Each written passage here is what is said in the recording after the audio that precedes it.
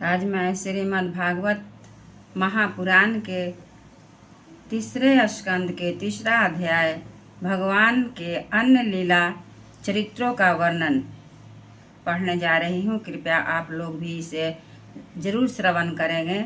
इसके श्रवण करने से बहुत ही लाभ होता है, मन को शांति मिलती है और मनोवांछित फल की प्राप्ति होती है।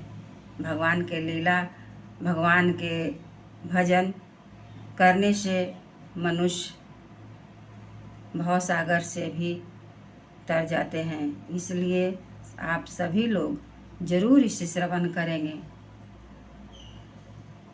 उद्धव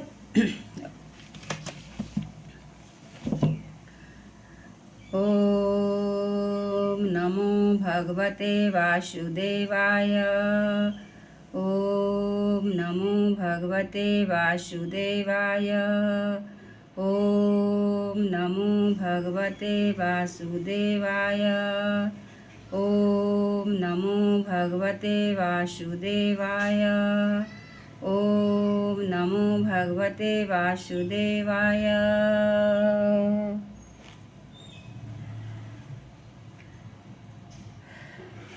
उद्धव जी कहते हैं, इसके बाद श्री कृष्ण अपने माता पिता देवकी वासुदेव को सुख पहुंचाने की इच्छा से बलदेव जी के साथ मथुरा पधारे और उन्होंने शत्रु समुदाय के स्वामी कंस को ऊंचे सिंहासन से नीचे पटक कर तथा उसके प्राण लेकर उसकी लाश को बड़े जोर से पृथ्वी पर घसीटा।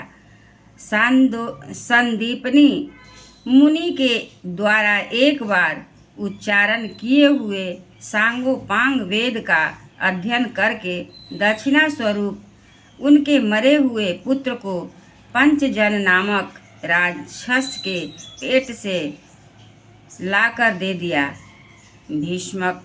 भीष्मक नंदिनी रुक्मिणी के सौंदर्य से अथवा रुक्मी के बुलाने से जो शिशुपाल और उसके सहायक वहां हुए थे, उनके सिर पर पैर रखकर गंधर्व विधि के द्वारा विवाह करने के लिए अपनी नित्य संगनी रुक्मिणी को वे वैसे ही हरण कर लाए जैसे गरुड़ अमृत कलश को ले आए थे। स्वयंवर में 7 बिना नथे हुए बैलों को नाथ कर नागजित्ती सत्या से विवाह किया। इस प्रकार मान भंग हो जाने पर मूर्ख राजाओं ने शस्त्र उठाकर राजकुमारी को छीनना चाहा। तब भगवान श्री कृष्ण ने स्वयं बिना घायल हुए अपने शस्त्रों से उन्हें मार डाला। भगवान विषयी पुरुषों की सी लीला करते हुए अपनी प्राण प्रिया सत्यभामा को प्रसन्न करने की इच्छा से उनके लिए स्वर्ग से कल्प वृक्ष उखाड़ लाए। उस समय इंद्र ने क्रोध से अंधे होकर अपने सैनिकों सहित उन पर आक्रमण कर दिया, क्योंकि वह निश्चय ही अपनी स्त्रियों का क्रीड़ा मृग बना हुआ है। अपने विशाल डौल से आकाश को भी ढक देने वाले अपने पुत्र भौमासुर को भगवान के हाथों से मरा हुआ देखकर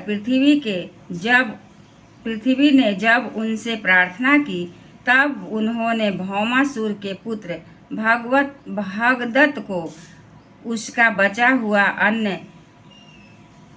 हुआ राज देकर उसके अंतःपुर में प्रवेश किए। वहाँ भौमासुर द्वारा हर कर लाई हुई बहुत सी राजकन्याएं थी।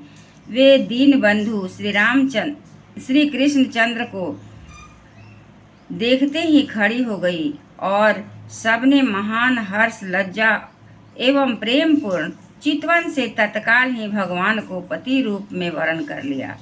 तब भगवान ने अपनी निज शक्ति जोग माया से उन ललनाओं के अनुरूप उतने ही रूप धारण कर उन सबका अलग अलग महलों में एक ही मुहूर्त में विधिवत पाणी ग्रहण किया।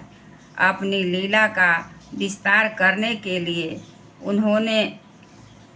उनमें से प्रत्येक के गर्भ से सभी गुणों में अपने ही समान 10-10 पुत्र उत्पन्न किए।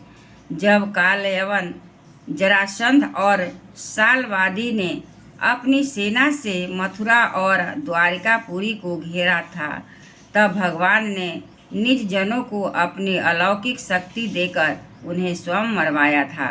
शंबर, द्विविद, बाणासुर, मूर, बलबल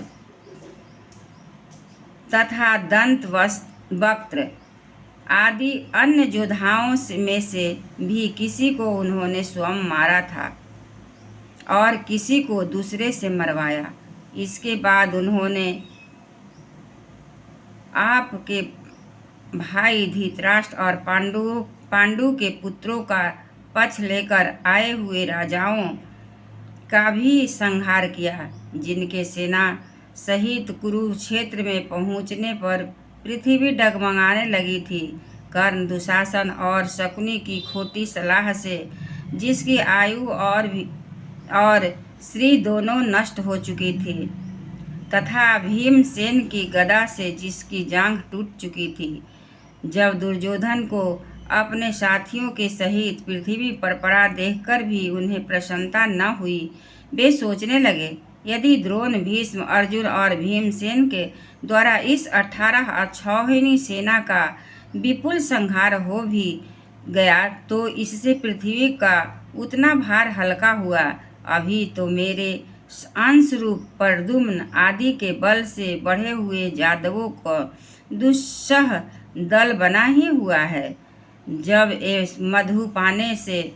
मधुपान से मतवाले हो लाल लाल आंखें करके आपस में लड़ने लगेंगे, तब उससे ही इनका नाश होगा। इसके सिवा और कोई उपाय नहीं है। असल में मेरे संकल्प करने पर ये स्वयं ही अंतर्धान हो जाएंगे।